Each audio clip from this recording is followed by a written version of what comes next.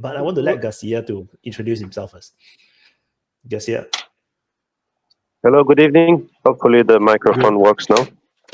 Don't Yeah, hold so your my mic. name. Leave it. We can hear you. Hands up. Okay. Good. So I'm Garcia. I'm Angolan. I live in Angola. I do some blogging about Angolan politics and also some geopolitics for Angolan audience. So I don't do much to YouTube, only writing. Thank you very much. All right. Yes, we have another Angolan. No, we finally have the real Angolan, not the fake one. Not the fake British one. Okay, I'm still here. So one comment I have is that what does this new Syria situation says about the BRICS, right? Because in the past, a lot of people were enthusiastic about BRICS, and I think the way Assad collapsed very fast, despite having the support of the two major members of the BRICS, tells me that it's not such a very strong alliance as people were thinking, right? Because even here, people were saying that the president of Angola should go and ask for membership of the BRICS because it is the future. But if you have the best weapons in the world with Russia, unlimited money with China supposedly, and fanatic fighters from Iran, and you cannot steal all the line, it tells me that there is no cohesion. That was my comment. Thank you. I was going to say that the situation as it stands right now is that you have Turkey that wants to seize its pound of flesh in Syria, Israel, Hezbollah, the YPG. The United States is going to keep its base there, it sounds like. They're not leaving. So if you are now the leader of the HTS faction, you're surrounded by wolves on all sides. There is no way to fight your way out of this with 30,000 soldiers, because everybody around you is going to take a piece of your country, or what you see as your country. So I expect his only option is to kind of play nice, at least initially, and try to get public support to get legitimacy to perhaps even reintegrate YPG held territories and things like that, to try to get some Turkish backing. Because otherwise I don't foresee him having the ability to really govern that area when you've got people pressing in from all directions. Leo. Okay, so please, guys, give me 2 minutes. I'll try to be as short as possible. Just please don't interrupt. I ask you to go back 2 programs. When I first appeared on the show, there were some people who were extremely angry at what I was saying, especially in the chat. They were calling me names. And even here, people were telling me that I don't understand about Putin because Putin is playing 4D chess. He's so smart, he will never drop a piece. What I was saying is that there will be, time after time, new and new territory where they will challenge him. Like I said, it could be Transnistria, it could be Syria, it could be Georgia, it could be Kazakhstan. It is precisely what Russia is doing against Ukraine on the front right now. Russia has in total more forces, so it's opening up a new front, a new front, a new front, and it's the same thing that US is doing towards Russia, because Russia doesn't have the resources to cover this every front. And now I know that there are some people who are still very mad at me. I'm very ready to hear everything about 4D chess, about how smart Putin is, and about how he will not drop the ball. The fake Angolan is here. The real one. Hey, fake Angolan. Falso. Fight! Okay, before you all fight first. I just came here because of that. What? Peace taker. Okay, we let Desi introduce himself first. Desi, please introduce yourself. Yeah, hi guys. I'm Desi from India, and I'm basically helping White with the videos that are being uploaded after the live streams and all. And yeah, I've recently started watching DPA Open Mic from episode 99, I guess. And yeah, big fan of all you guys. And I just wanted to add that wouldn't this current development in Syria, wouldn't it also be very detrimental to Turkey itself, despite Turkey playing a very pivotal role, having Al Qaeda, quote unquote Al Qaeda, the HTS front, right at your back door, it is not very good for your stability. So, what do you guys think about the future of stability in the region vis-a-vis Turkey? So I just want to clarify. So Desi is actually helping me with the open mic videos, the clips. The problem is me. I didn't I don't have time to upload the videos. So I still have a lot of videos to upload. So yeah, Nika. You were I don't working think- with your kids from Bangladesh normally, no? No, he's I'm living right at the Bangladesh border. I'm from Calcutta. It's like Oh, different one. nice. Wow, Yeah. nice city. Nice. yeah, Welcome. so racist, man, Mr. Lambo. Do you pay him? yeah. Yes. I get paid well. Okay. I'm a student If you also. have problems, concerns, you can go to us. We're I going to help you. I kick the ass of Hayat if it's okay, not good with you. okay. Okay, So- all stop. Don't be savory, No, Ryan. Let's move because on. boss Let's want to move talk. on. So yeah, move on. Super chat. No, JN super chatted. Do you think Latakia and Tartarus and the east of the Euphrates could break off with the rest and align with the Russians and the United States, respectively? Yeah, you guys answer. You know, Yeah, go. It's okay. boss. Go. Yeah, I wanna move to Garcia. I wanna ask him about Sleep Joe. He just left Angola. But before we talk about Sleep Joe in Angola, I'm getting the vibe that Nika is happy with the people that just took over Syria. That's the vibe I'm getting from you. I've been getting this vibe on WhatsApp group from you. Nika, you need to put your teardrops. Yeah, I don't know how clear I was until now.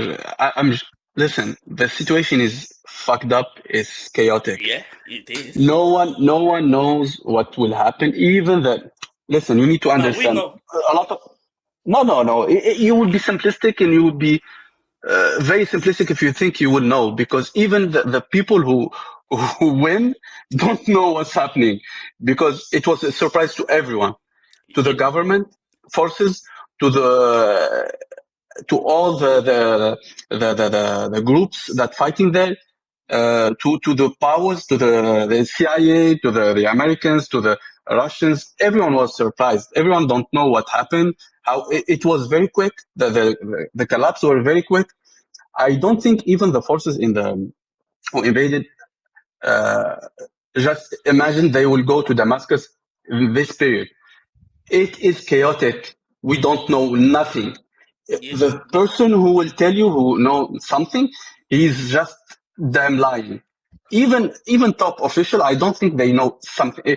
We have, maybe they have some more information than us, but other than that, no one knows shit, because it was deep in. And I'm not happy or sad, because the situation isn't clear.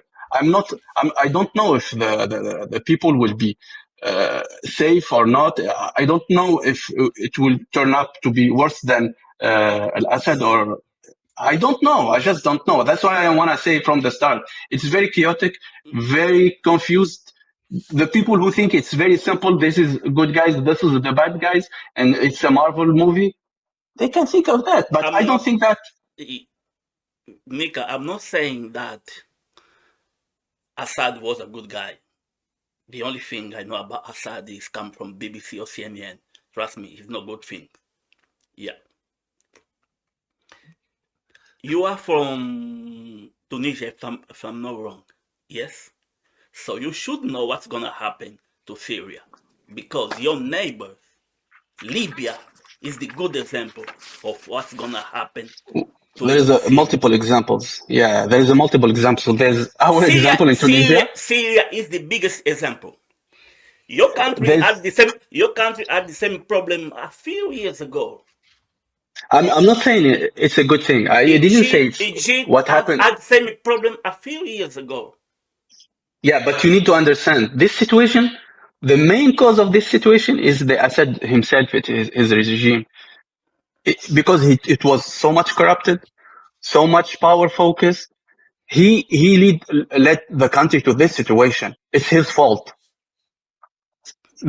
I don't see Swiss people revolt about the government and take arms, even if they are encouraged by outsiders. His regime, the way he conducted the country, I would be happy if he conducted the country in a good way and stayed in power. I don't care if he prospered the country, the Syrian country, or I don't give a fuck about the names. I care about the people, how they live, how they, yeah. The way he conducted the way he conducted the country lead it to this situation, lead it that foreign entities can meddle with them, led to corruption, led to poverty, led to every situation. He was in power for him and his brother, his father were in power. Nika, you see my point. What do you think is gonna happen when your country had that session from the United States of America? What happened did happen, man. What happened did happen. We cannot change it. But you need to understand, those guys are not the good guys. Those guys are not the good guys. I'm not saying they are the good guys, but when that's you what are I'm saying. Session, you know, I'm African myself, like you. You know, there is a country in Africa, Zimbabwe. Zimbabwe got potential to be a good country, but because of United States of America, all these embargoes, look at them.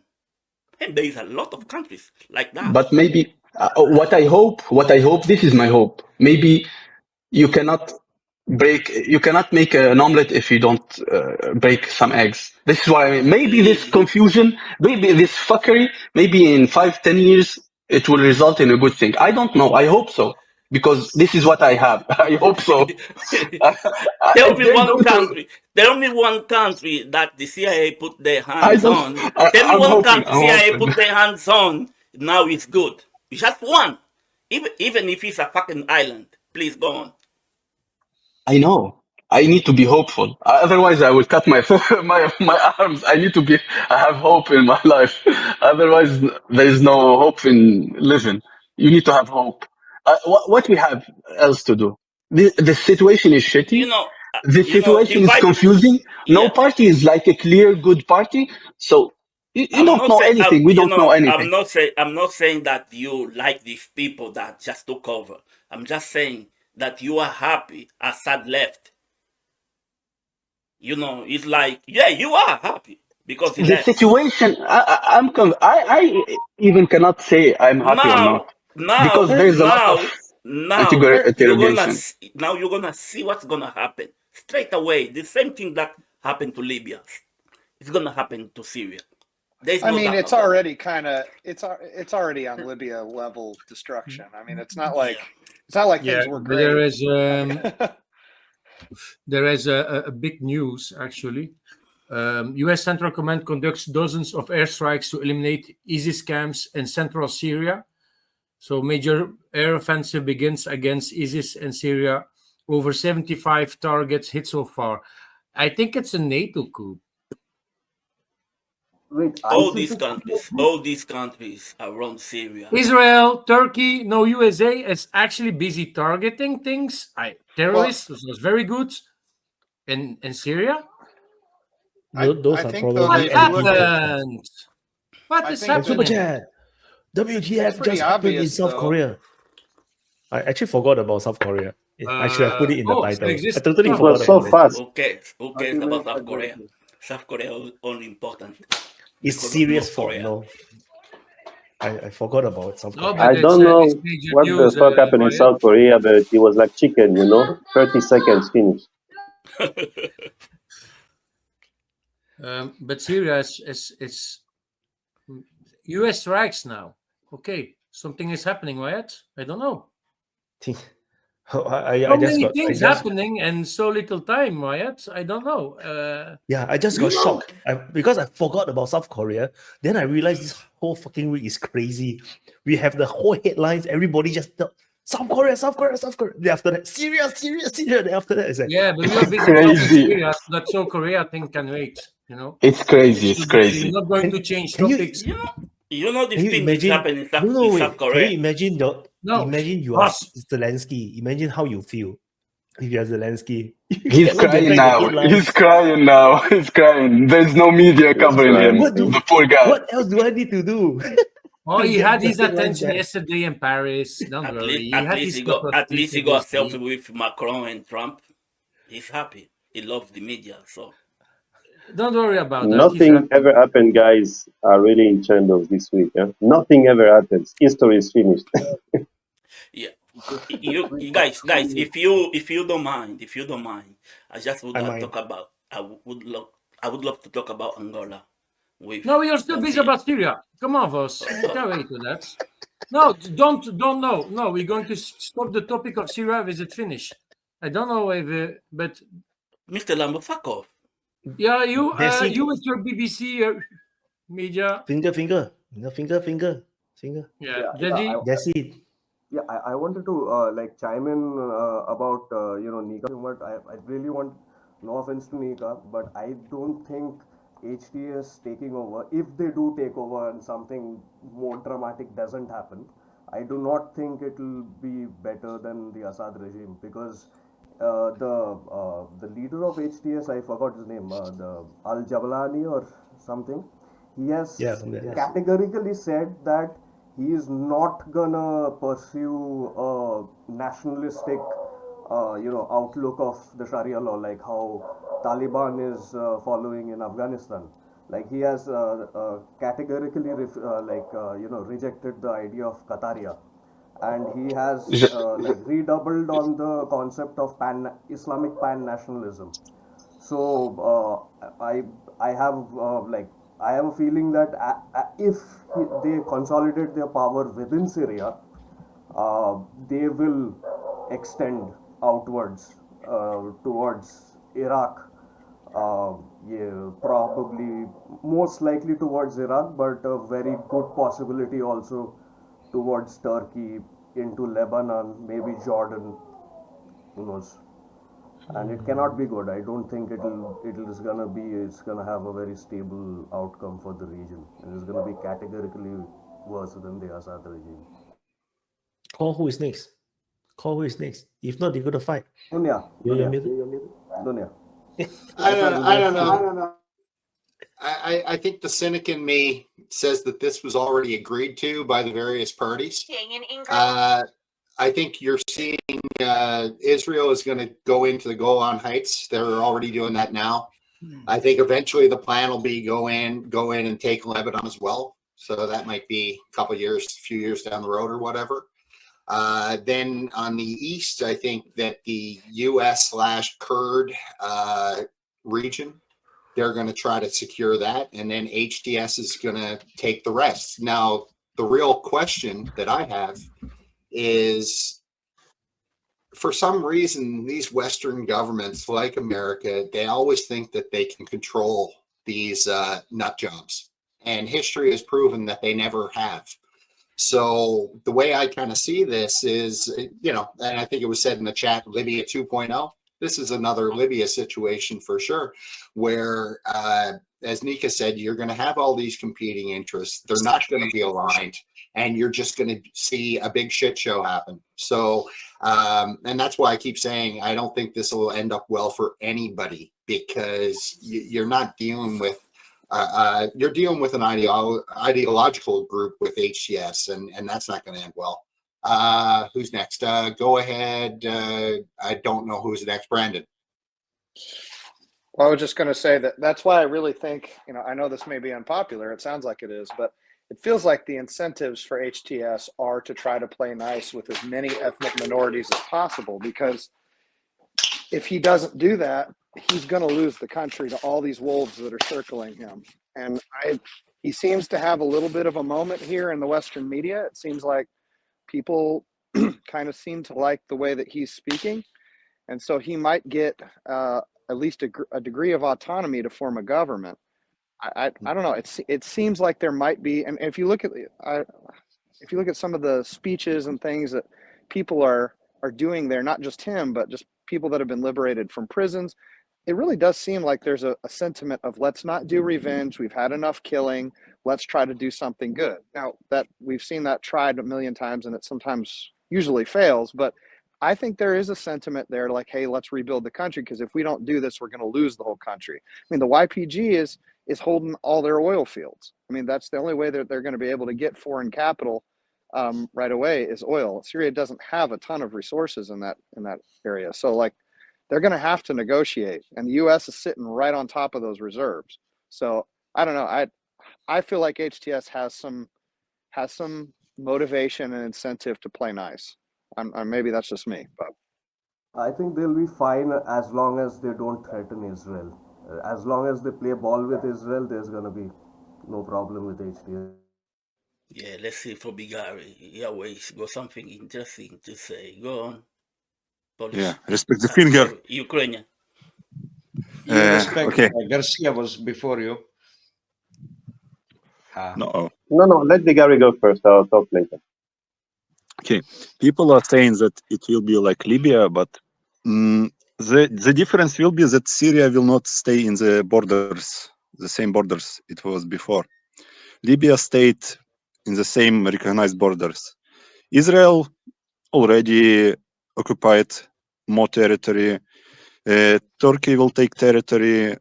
We will see what happens with the Kurdish parts, because there is already fighting there, and all the talk is that HTS is playing nice. Let's look at the situation that is on the ground, because talk is one thing, and how his militia terrorists behave is another thing. They are taking women as slaves from Kurdish lands. They are killing Syrian generals. They say he committed suicide, but he was beaten up. Like, I don't know who beats himself up and then commits suicide. I don't know. Maybe somebody does. Situation on the ground is not the same as what like they talk. They want to play nice. They like Western government. Like, we need to remember that HTS is still on the website of CIA, listed as a terrorist group, by the way. But they are rebels now, opposition, etc. Right now, people in Syria, like I know some people in Dubai who like working with Syrians, and they are all happy that Assad is gone. And there is a reason for that, because Assad was a scumbag that didn't care about people, and that's why his army didn't fight for him. Because everyone know, like Iranian intelligence services notified Assad that the HTS is going for Aleppo, and everybody knew, but nothing was done. Why? Because army betrayed him, because they didn't care for him anymore, because he treated his army and his people like second, third class citizens, and only the corruption was so fucking strong. But right now, what I'm saying is like a honeymoon period. People are happy that Assad is gone, and they're like, oh yeah, now Syria will come back to the people. No, infighting will begin like really soon. Fighting with Kurds already begun. Israel already invaded outside of Golan Heights and took some territory, creating the buffer zone. Then when I don't like, I'm pretty sure that like Fame will go into Jolani and his HTS group, and there will be some rift with Turkey, and Turkey will have to rein them in, and it is a big possibility. So, and what's happened with the Kurds who are backed by US and they're already fighting? It's another big question. So, like saying one thing, like what was Brandon saying, like he is playing nice, blah blah blah. How he can control his Islamist jihadists on the ground with saying nice to the CNN and all that stuff, because they like, yeah, sure, man, but they're committing crimes, and people like on the ground will see that, and the the process will start rolling, and the civil war will begin with another intensity. So, and Syria will be divided into several, like, it will not stay in the recognized borders as we see now. It will collapse. That's my prediction. He's gone, then Leo. Then Hi. So let me go back once again to where we were 2 weeks ago.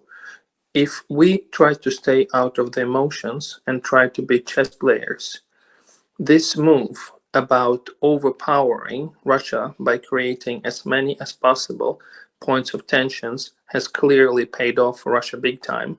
I mean, for enemies of Russia big time. They have been able to take over Syria extremely quickly, efficiently, and Russia lost big time.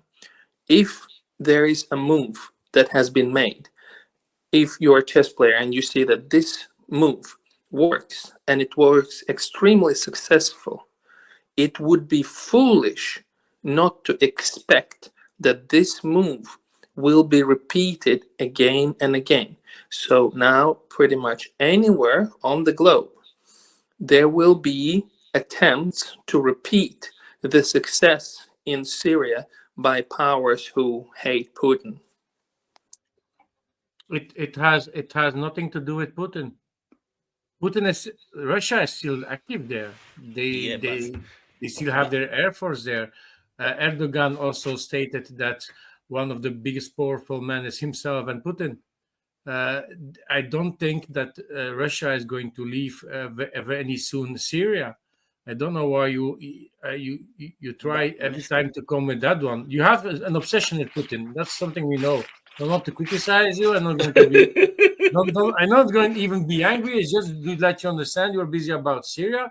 And if you know the situation now in Syria, we have any reports that Russia is really evacuating Syria.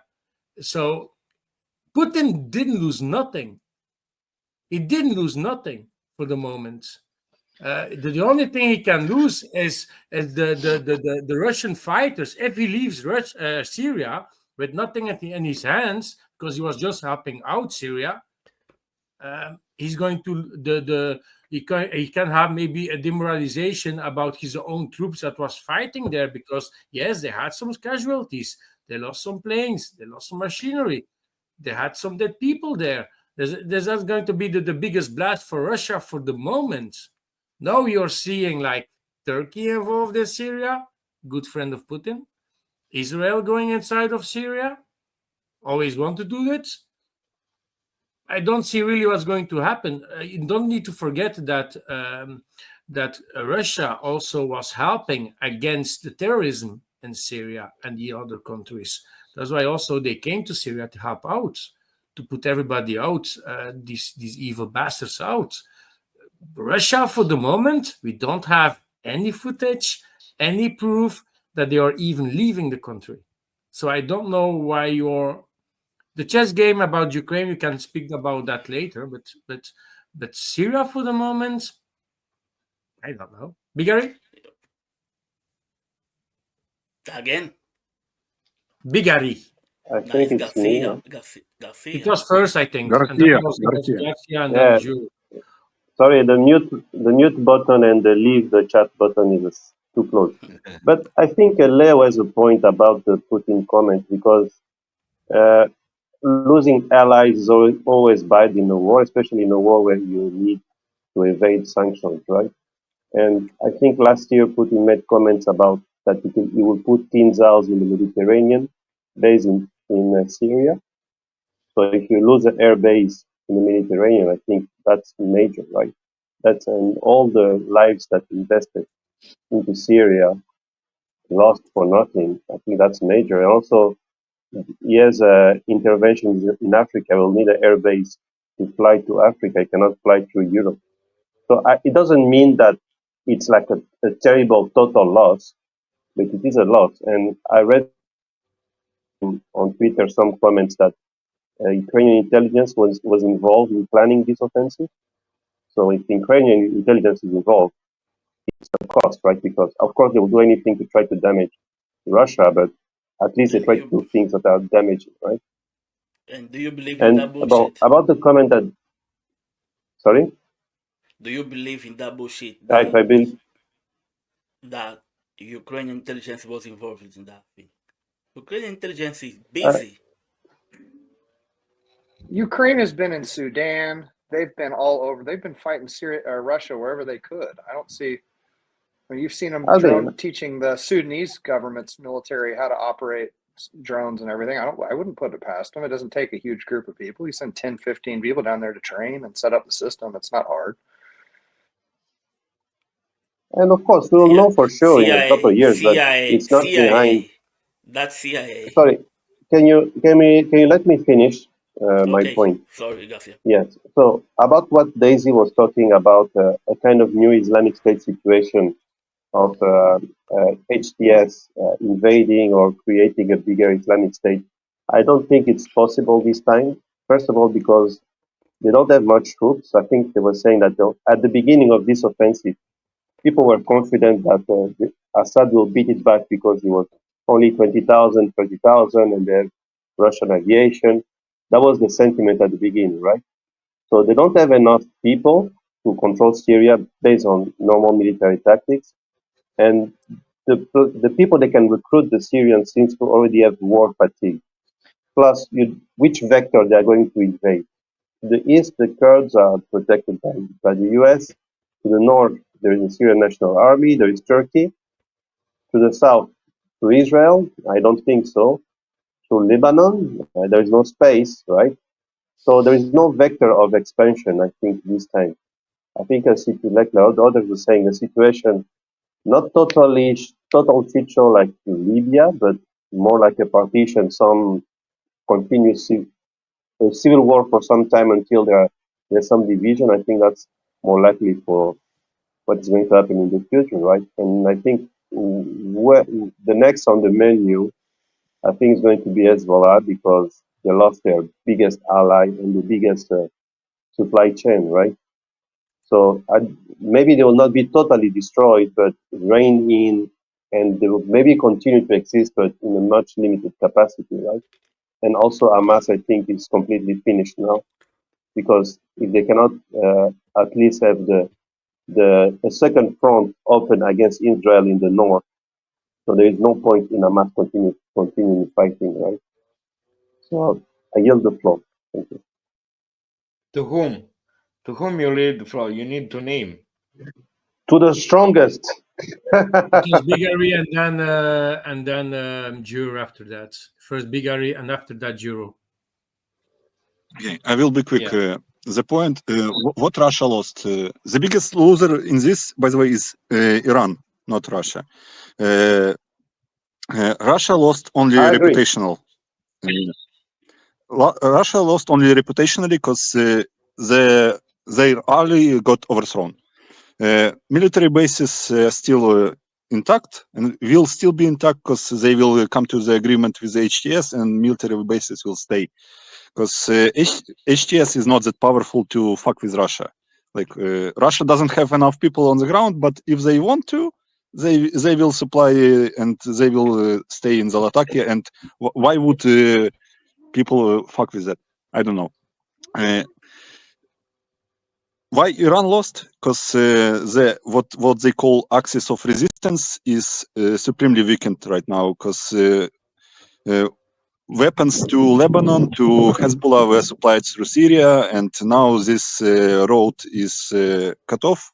So the weapon supply will be extremely fucked, and continuing the resistance against Israel will be really undermined.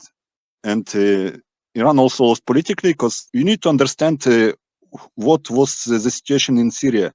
Like Russia is a big ally of Assad, but on the ground, Iran was the second in charge of the Assad government.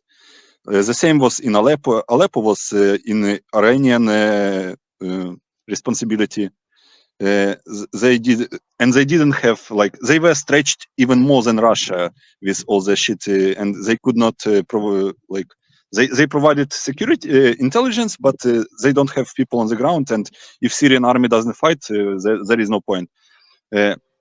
So Iran is a big loser. It's also playing the game against Iran in the Caucasus and in the Middle Asia. And that Iran is the biggest loser. Russia lost reputationally, but let me tell you, Russia doesn't really care about reputation. They care about results. So all that stuff is slightly irrelevant. Good statement. Yura.